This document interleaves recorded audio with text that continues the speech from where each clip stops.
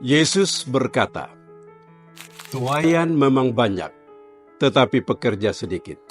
Karena itu, mintalah kepada Tuhan yang mempunyai tuaian, supaya Ia mengirimkan pekerja-pekerja untuk tuaian itu." Misi Tuhan melalui gerejanya hanya dapat terselesaikan bila seluruh anggota gereja terlibat aktif dalam misi penyelamatan jiwa-jiwa. Banyak orang di sekitar kita yang rindu mendengarkan kabar pengharapan. Ada jiwa-jiwa yang perlu dihiburkan di tengah situasi dunia yang tidak menentu. Anda dan saya adalah agen pengharapan yang membawa sukacita bagi dunia ini. Penuaian 2025 akan kita laksanakan dalam 6 fase yang sangat penting. Fase pertama akan kita jalankan mulai bulan Januari sampai bulan Maret. Pada fase pertama ini ada 3 kegiatan utama. Yang pertama adalah persiapan rohani. Dalam persiapan rohani, setiap umat akan mengadakan penyerahan diri sepenuhnya kepada Tuhan. Kita berdoa dan berpuasa dan menyerahkan diri kita untuk digunakan oleh Roh Kudus dalam penyelamatan jiwa-jiwa. Pada bagian pertama ini, kita juga akan memperkuat care group. Kita juga akan mulai mengidentifikasi sasaran-sasaran jiwa yang kita akan injili tahun 2025 ini. Kemudian hal kedua di dalam fase pertama adalah training atau pelatihan, di mana kita akan dilatih untuk menginjil secara pribadi, penginjilan umum, penginjilan melalui media, penginjilan melalui buku-buku, dan semua usaha penginjilan. Kita akan dilatih untuk membentuk care group, kita akan dilatih untuk bagaimana membawa tamu ke care group. Dan kemudian bagian ketiga dalam fase pertama adalah kita akan mulai mempraktekkan apa yang kita latih.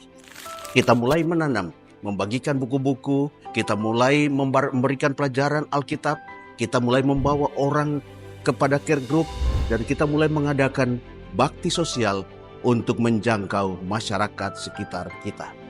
Kemudian, fase kedua akan dijalankan bulan April dan Mei. Pada fase kedua ini, kita akan melaksanakan KKR penuaian secara serentak.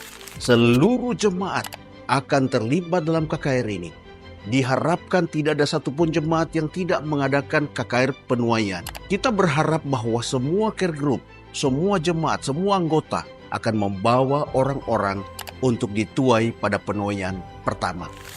Kemudian, fase ketiga adalah penuaian kedua yang dijalankan pada bulan Juni sampai Juli. Pada bulan Juni sampai Juli ini akan diadakan KKR oleh para pendeta-pendeta jemaat dan pendeta-pendeta distrik. Kita akan menopang mereka dalam menjalankan penginjilan penuaian ini. Memasuki fase berikutnya, fase keempat adalah penuaian ketiga. Itu akan dilaksanakan pada bulan Agustus sampai September. Pada fase ini, semua pembicara akan didatangkan dari uni dan dari divisi, dan seluruh pimpinan-pimpinan lembaga-lembaga milik divisi dan milik uni. Fase kelima berisi penuaian keempat akan dilaksanakan pada bulan Oktober sampai November.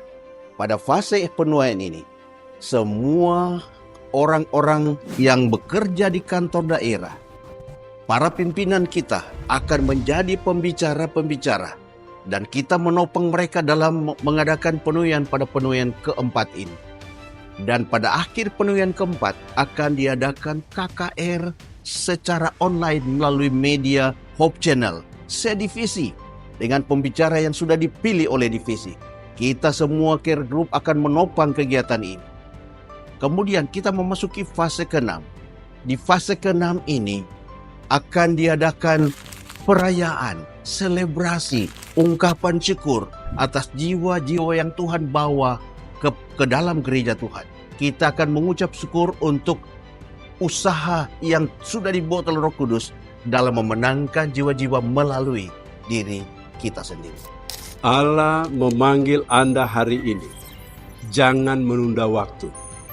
Pastikan Anda terlibat, karena Yesus pasti akan datang.